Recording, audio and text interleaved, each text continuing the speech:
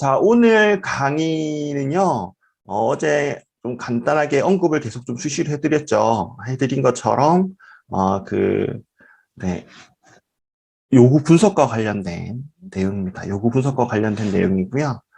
그래서 여러분들 이제 요구 분석하는 데 있어서 뭐 여러 가지 방법론도 있고 그런 것들이 있겠지만, 오늘은 우리 어제 AD 모형 설명됐죠?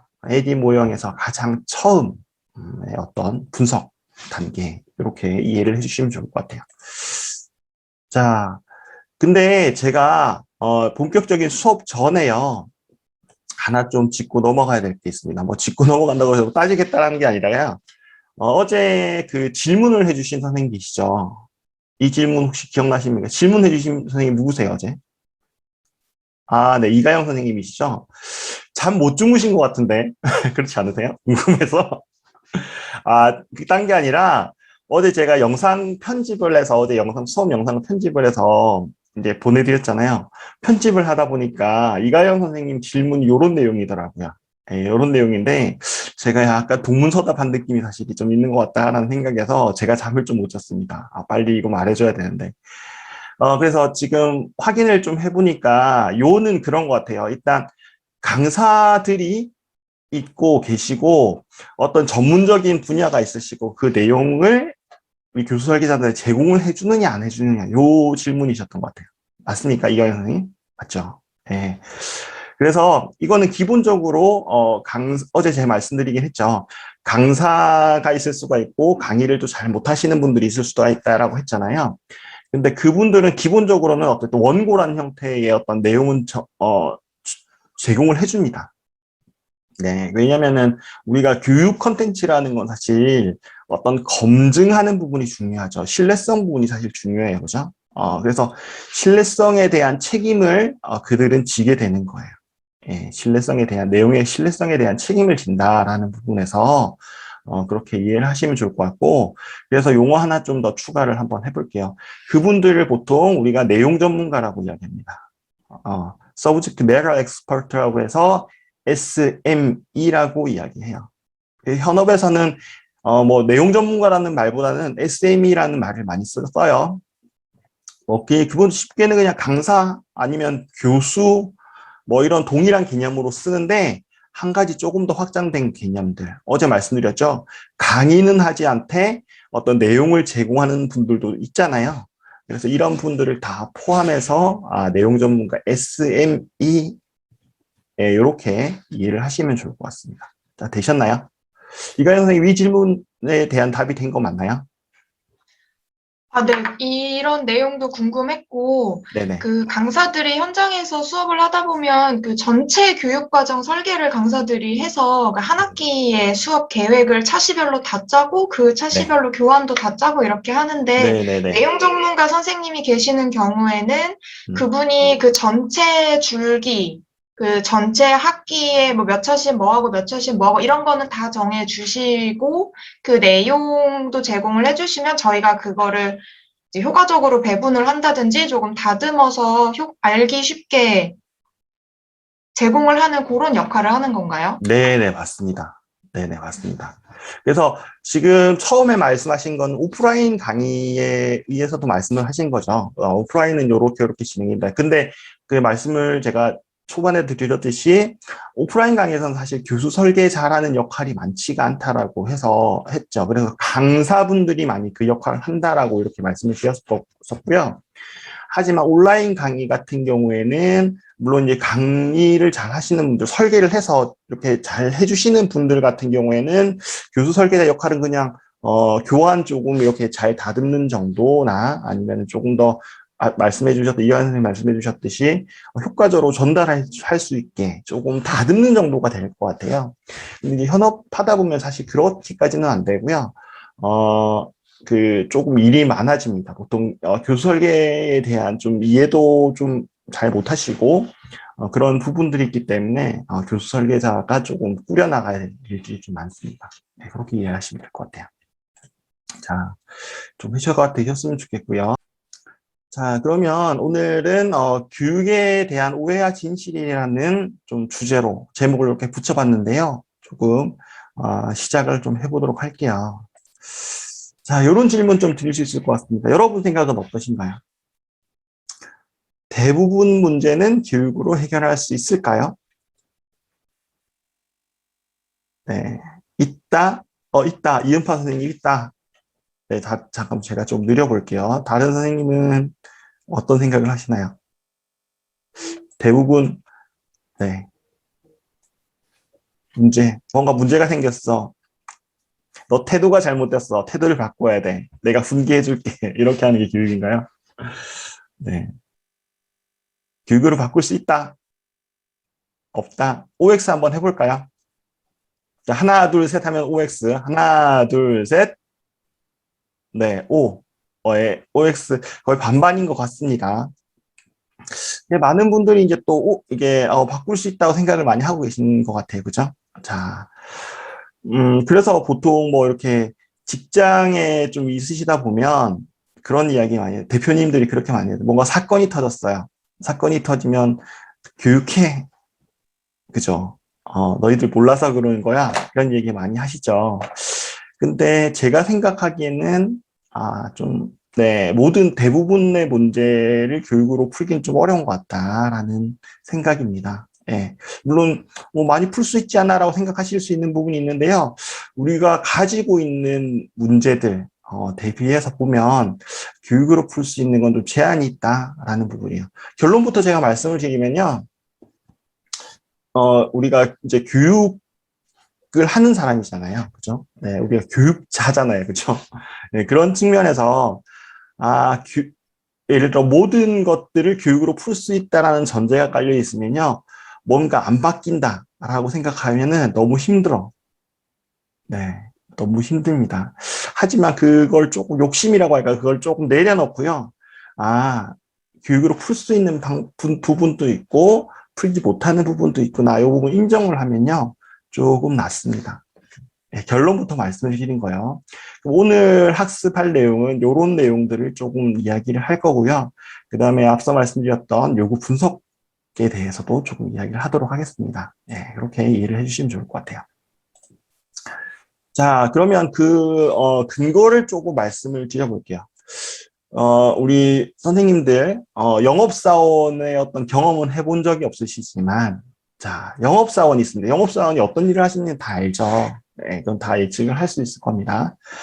그럼 한 영업사원이 영업을 좀 못하는 성과가 안 나는 거예요. 영업을 못한다는 표현보다는 성과가 안 나요. 성과라는 것은 뭐 어떤 물건을 판매를 하는데 판매를 잘 못하는 거예요. 네, 이 상황 아시겠죠? 그래서 그 팀장이 영업사원의 팀장이 그렇게 이야기했어요. 야, 너 왜 그렇게 성과를 못 내니? 이렇게 물어봤어요. 네, 그러면 영업사원이 이렇게 대답을 할 수 있을 것 같습니다. 제가 영업이라는 직종에 들어왔는데요. 하는 직종에 들어왔는데 영업을 어떻게 하는지 모르겠어요. 이런 말을 할 수도 있겠죠. 그다음에 제가 영업하는 방법 잘 알고 있어요. 하지만 하기 싫네요. 이렇게도 할 수 있지 않을까요? 그죠? 물론 솔직히 팀장이 말하는데 하기 싫어요라고는 이야기는 못 하겠지만, 그죠? 물론 뭐 다른 변명을 하겠죠. 하지만 이런 이유도 있을 수 있죠. 마음속 내심, 네, 하기 싫은데, 나 일하기 싫은데, 그냥 월급 루팡하고 싶은데, 그죠? 예, 이런 이야기를 할 수 있겠죠. 어쩔 수 없어서라는 상황도 있을 것 같아요. 어쩔 수 없어서라는 상황 혹시 이해가 되시나요? 어쩔 수 없어. 어떤 상황이 있을까요? 이 상황이 잘 이해가 안 돼요, 보통. 그죠? 어쩔 수 없는 게 어디 있어. 영어 뭐 하는데 어쩔 수 없는 게 어디 있어. 일반적으로 우리가 많이 그렇게 생각을 하십니다. 한번 볼게요. 좀 더 볼게요. 그러면 몰라서는 어떻게 해요? 영업사원이 CS 스킬을 갖추면 돼요. 대응하는 고객을 어떻게 응대를 하고 어떻게 커뮤니케이션 하고 이런 스킬을 갖추면 돼요. 이거는 교육적으로 해결할 수 있는 부분인 것 같아요. 그죠? 그죠? 그러면 알고는 있지만 하기 싫은 경우에는 사실 교육으로 일부는 해소는 될 것 같아요. 야, 그런 태도를 가지면 안 된다라는 유의 어떤 교육들, 마인드를 함양할 수 있는 교육들, 이런 것들을 조금 하면 일부는 해결이 될 것 같아요. 하지만 태도라는 게 교육을 한다고 해서 바뀌나요? 우리 선생님들 어떠십니까? 바뀌나요? 사실 알고는 있는데 하기 싫어서 하는 경우가 많죠. 그죠? 마음이 동하지 않아서, 그죠? 그런 경우가 사실 많지 않습니까? 그런 경우에는 어떤 게 필요하냐면, 약간 보통 이제, 뭐, 팀장이면, 약간 멘토링을 한다든지, 옆에서 코칭을 한다든지, 야, 우리 하기 싫은 건 아닌데, 목표를 조금씩 세워서, 이렇게 단계별로 한번 해보자. 이런 식으로 코칭을 할 수가 있는 거죠. 그죠? 그런 것들이 필요합니다. 그래서 이거는 일부는 교육으로 조금 해결할 수 있겠다. 하지만 조금 다른 어떤 활동도 좀 필요하겠다. 이렇게 이해를 할 수가 있죠. 자, 그 다음에 이 상황은 뭐냐면 영업을 이 사람 정말 잘해요. CS 스킬도 이게 대인 관계도 좋고요. 고객 관리 정말 잘해요. 근데 여기 조직이 보니까요. AS가 안 돼. 물건을 팔았더니 클레임이 들어와. 클레임이 들어왔는데 해결이 안 돼요. 고객이 그래요. 야, AS, 그래서 영업사에 따지는 거야. 그걸 구매한테, 당신이 이게 좋다고 추천을 해줘서 했는데 하자가 있어가지고, 하자 있는 것까지는 뭐 사람이 만드는 게 좋다 이거예요. AS를 좀 해달라고 했더니 응대가 왜 이러냐고 따지는 거야. 그래서 실적이 안 나는 거예요. 그런 상황이 있을 수가 있잖아요. 그죠? 그죠? 그러니까 이때는 어떻게 돼야 되냐? 이거는 조직 자체가 바뀌어야 돼요. 조직의 어떤 프로세스가 바뀌어야 돼요. 그러니까 개개인이 교육을 해서 AS 하시는 분들한테 이거 뭐 잘해, 고객 응대 잘하세요. 이런 수준이 아니라요. 프로세스에 뭔가 문제가 있는 거예요. 이런 회사들이 꽤 많거든요. 여러분들 아마 소비자로서 경험을 좀 해보셨을 거예요. 그래서 대기업 하면 대기업이 대기업 하는구나라는 그 이유를 아시는 거죠. 근데 AS 하면은 뭐 삼성 이렇게 이야기 하시잖아요, 보통.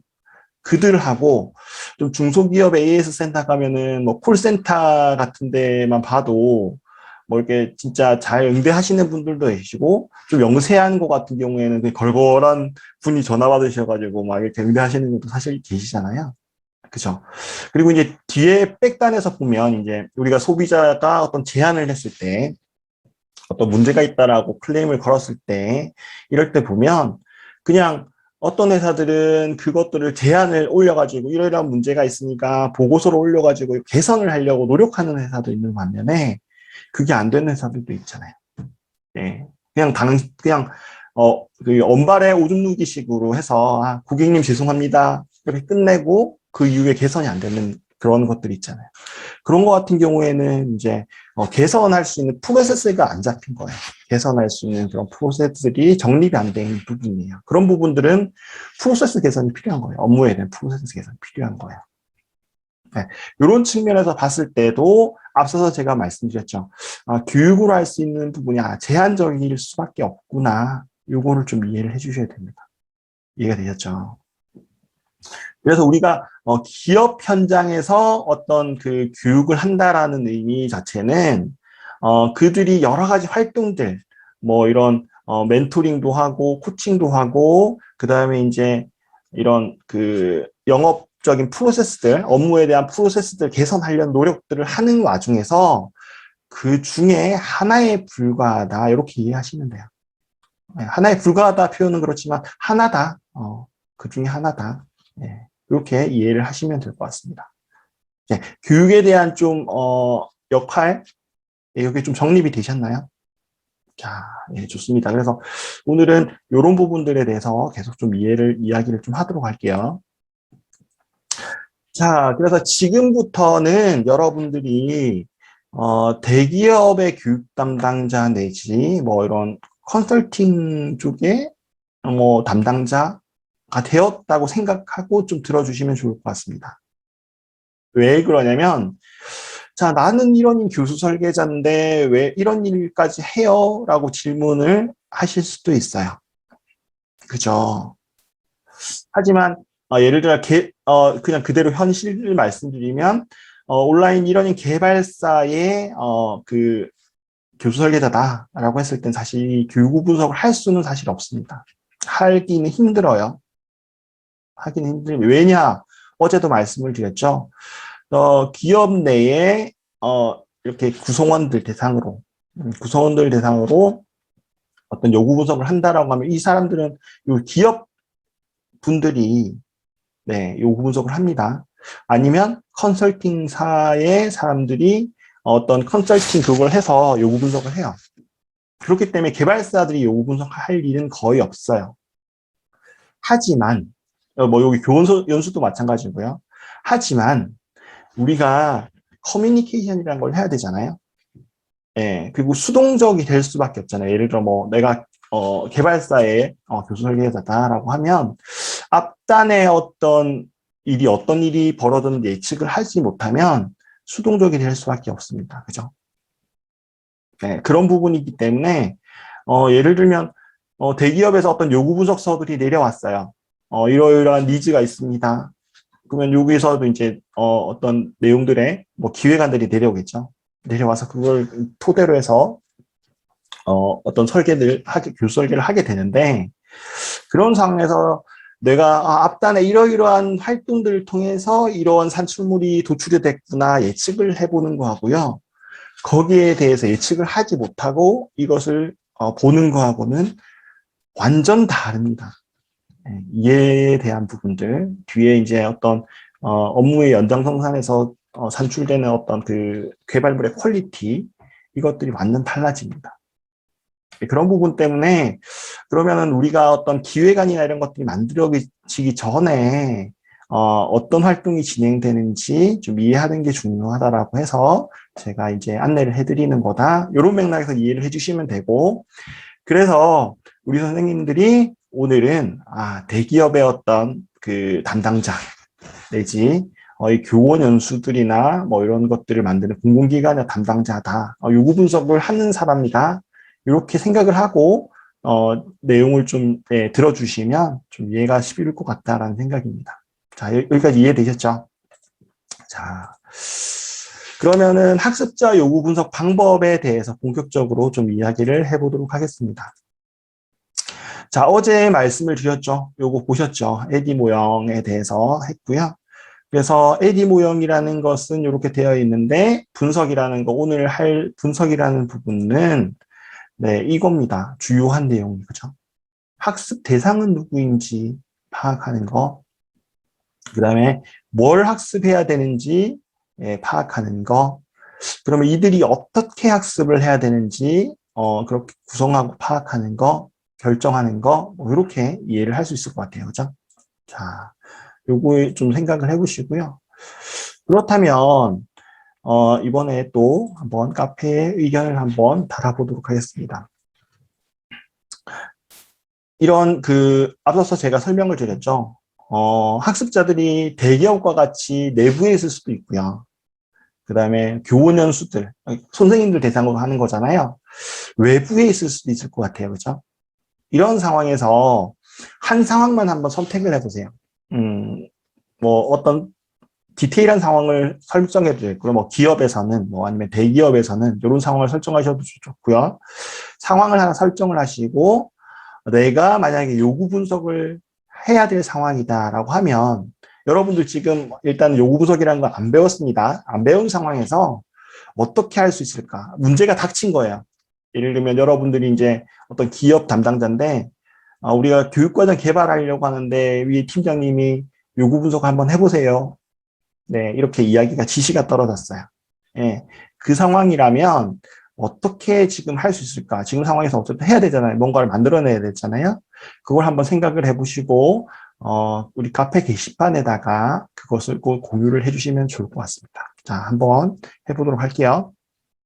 네, 아직 작성은 다 안 하신 것 같은데 좀 볼까요?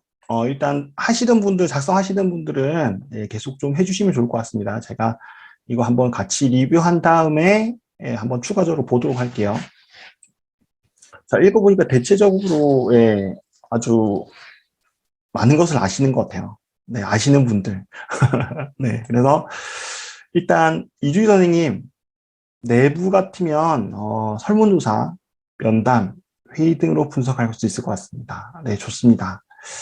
그 다음에 박진숙 선생님, 기업 대상의 경우 담당자들의 어떤 직무나 직급에 따라서 설문조사 및 대표자 인터뷰를 통해서 여부 분석을 해야 될 것 같습니다.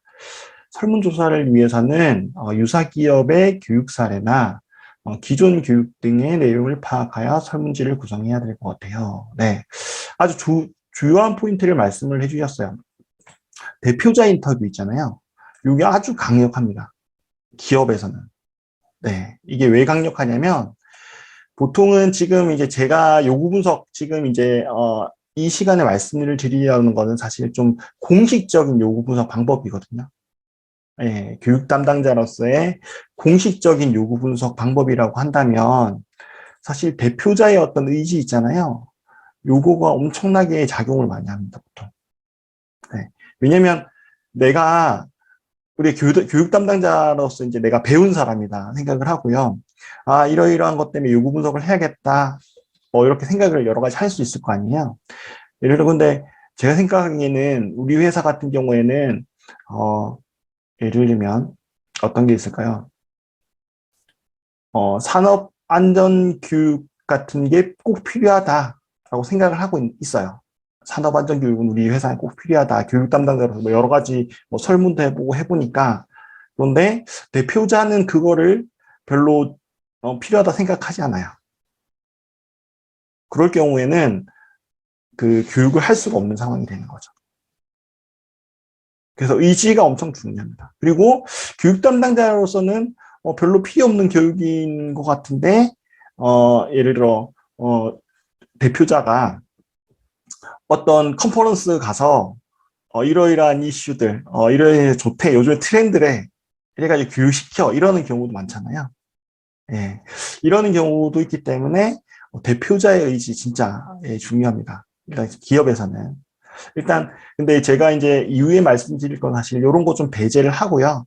약간 객관적인 측면에서 어떻게 좀 요구 분석할 건가 이런 네, 부분을 이런 맥락에서 이해를 좀 해주시면 좋을 것 같습니다. 네, 박지연 선생님, 만약에 내부에 있다면 저는 초등학생들이고 그리고 학습 목표와 교수 방법은 교환 작성에 들어갈 요소와 가장 효과적으로 수업 내용을 어떻게 전달할 것인가 화면 구성은 어떻게 할 것인지 고민할 것 같고요. 성취도를 얼마까지 끌어올릴 수 있는지 학습의 부족한 점을 어떻게 보완할 수 있는지 담당자들과 해결책을 상의할 것 같습니다. 네, 아이고 이거 요구 분석에 대한 내용을 했더니 학습 목표에 대한 내용까지 막 이렇게 이야기를 해주셨네요. 좋습니다. 이런 이거는 뒤에 좀 내용인 것 같아요. 일단 뭐 효과적으로 해서 성취도 부분이나 이런 것들은 학습에 대한 목표 설정 이런 내용인 것 같고 어쨌든 네, 이렇게 네, 하겠다라고 좀 이해를 하겠습니다. 그다음에 장지연 선생님, 내부일 경우에 각 팀별 담당자를 통해서 기초조사를 진행하고 필요한 학습을 대략적으로 선정한 뒤 내부 회의를 통해 진행할 것 같습니다. 네, 좋습니다. 팀 담당자들 모아서 뭐 회의를 한다라는 뭐 그런 의미로 또 해석이 됩니다. 자, 이명수 선생님, 대기업이고 내부 학습자가 내부에 있는 상황일 때 구글이나 네이버 설문지를 작성해서 메일로 보내기 협조 후에 정리를 하고 그다음에 각 팀에 요청을 해서 팀원들의 의견을 모아서 받기. 네, 그다음에 기업 내부의 정책이나 업무 추진 방향을 찾아보고 직무에 도움이 되는 학습 제안하기. 네, 좋습니다. 네, 이런 방법도 있죠, 그죠? 근데 이게 이명수 선생님께서는 잠시만요. 이명수 선생님께서는 네, 이러닝 업체에 이전에 계셨었는데 네, 이 업체에 계셔서 이런 업무 형태를 많이 하셨나 봐요. 네, 그래서 아주 현실성 있는 것 같습니다. 일반 교육 담당자들이 보통 그냥 이렇게 많이 하는 것 같아요. 네, 설문지 많이 돌리고요. 그다음에 미팅해서 의견 모으고요. 이렇게 많이 하는 것 같습니다. 그다음에 안지혜 선생님은 내부의 경우에서는 설문조사가 가장 쉽게 학습자의 니즈를 파악하기 쉬운 방법인 것 같습니다. 그다음에 외부일 때도 공문이나 리서치 등 설문을 진행하고 학습자의 연령대나 트렌드를 관련 전문기관을 통해서 분석한 뒤 네, 학습 방향을 설정할 것 같습니다. 네, 여기서 중요한 점이 있네. 관련 전문기관. 네, 관련 전문기관이라는 게 좀 중요한 것 같습니다. 이런 부분들에 대해서 또 뒤에 이야기를 할게요. 그다음에 김보현 선생님, 설문지 조사나 회의로 자료를 수집하는 게 좋을 것 같습니다. 네, 설문조사와 회의. 네, 그렇고요. 강소연 선생님도 설문조사와 회의 정도밖에 생각나지 않아요. 네, 좋습니다. 그다음에 정소연 선생님, 대기업 내부의 상황이라면 이전 교육 자료 조사, 그다음에 면담, 담당자와의 미팅을 통해서 분석할 것 같아요. 네, 미팅, 요거 비슷한 것 같습니다. 근데 교육자료 조사라는 게 또 추가적으로 끼어 있네요. 그죠? 그 다음에 이해가양 선생님, 예비학습자 대상 설문지, 그 다음에 관리자 인터뷰, 그러니까 예비 설문지를 통해서 학습자 흥미나, 학습 환경들을 파악한다. 이렇게 이해를 해주시고, 관리자 인터뷰, 회사에서 원하는, 교육 목표나, 교육이 필요하다고 느끼는 원인이 무엇인지, 현재 학습자의 집단의 수준 파악, 그 다음에 컨텐츠 제공 시 제약사항 등, 네, 그 다음에 직무 전문가의 의견 청취, 기존 1러닝 교육이나 그에 대한 만족도 조사, 비슷한 다른 교육 컨텐츠 참고 등 여러 방법이 있을 것 같습니다. 네, 좋습니다. 이런 만족도 조사도 활용할 필요가 있다. 요거는 이제 벤치마킹인 거죠. 그죠? 다른 컨텐츠들을 참고한다라는 건 벤치마킹인 것 같습니다. 그 다음에 박민정 선생님, 신입 직원과 기존 직원에 따라서 교육 내용과 전달 방법이 상이할 수 있다고 생각이 됩니다. 신입 직원에게는 포괄적이고 전반적인 교육을 전달한다면 기존 직원에게는 경력에 맞게 단계별 교육 전달이 필요할 것 같습니다. 모든 것이 전달하는 입장에서 결정되는 것이 아니기 때문에 교육자와 학습자의 상호소통을 통해서 요구사항을 파악하는 것도 좋을 것 같습니다. 네, 상호소통. 그러니까 미리 너희들 필요한 게 뭐니? 이런 걸 좀 물어본다라는 그런 뜻으로 좀 이해가 되는데요. 네, 이런 부분도 좀 좋은 것 같습니다. 자, 추가적으로 글 올려주셨는지 모르겠네요. 잠깐 볼게요. 자, 네, 다 올려주신 것 같아요. 자, 아까 박민정 선생님까지 했습니다. 그 다음에 이제 김선호 선생님, 교원 연수 외부 상황이죠. 그 교원 연수 같은 경우에는, 네, 학습 대상자가 교원이다. 그 다음에 학습 내용과 학습 방향을 결정을 한다. 네. 그 다음에, 학교 환경의 다양한 이슈와 변화와 이슈, 교원을 상대로 한 설문조사 등의 방법을 통해서 교원이 요구하는 학습 내용을 파악하고 학습 내용과 방향을 설정한다. 네, 교원 같은 경우에는 이제 네, 이슈나 이런 설문조사들 이런 것들을 통해서 파악할 수 있다. 말씀해 주셨어요. 자, 인파 선생님은 먼저 문제의 성질에 따라서 달라질 것 같습니다. 그 다음에 인성교육적인 면인지 직무교육적인 면인지 알아보고 그 문제가 직원 전체 직원에 해당되는지 아니면 일부 소수에 해당되는지 문제인지 알아보고 전사적인 문제라면 그 대상 전 직원이 되겠고 소수 집단의 문제면 보다 집중적이고 심도 있게 접근해야겠죠. 설계자에게 이런 분석 결과를 토대로 문제의 원인과 대상 범위에 맞게 기획안으로 설계를 의뢰하면 되겠죠. 키워드가 좋은 키워드들이 나온 것 같아요. 여기서는 일단 구분적으로 전체적인 부분의 문제인지, 그 다음에 일부 소수에 대한 문제인지, 요 구분하는 게 중요하다. 이런 또 말씀을 해주셨어요. 네, 이것도 좀 좋은, 네, 시사점인 것 같습니다. 그 다음에, 네, 이렇게 일단 했고요. 그 다음에 중요한 게 이제 문제의 어떤 원인이라는 키워드가 있는데요. 이 부분도 사실 중요합니다. 문제의 원인을 파악하는 거. 우리가 교육을 한다라는 것 자체는 문제 해결을 위한 거라고 할 수가 있습니다. 그죠? 한 측면에서는 문제 해결을 위한 거다. 우리 회사에서 뭔가 문제가 발생을 하고 있고 그거를 해결하기 위해서 교육을 한다라고 또 생각해 볼 수 있습니다. 일부 관점에서는 그죠? 그런 측면에서 이게 뭐 원인이 뭔지, 그러면 그 원인을 해결할 수 있는 교육 내용이 뭔지, 요것들을 파악하는 게 중요하다라는 측면인 것 같고요. 그래서 이런 부분도 아마 좀 뒤에서 또 이야기하게 될 것 같습니다.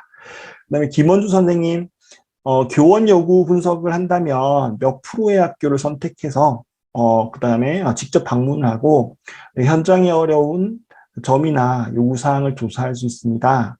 또 설문조사 방식으로 항목을 정하거나 자유기재로 요구조사를 할 수도 있고, 외국 등 사례를 비교해서 부족한 부분에 대한 의견을 수렴할 수 있습니다. 아, 좋습니다.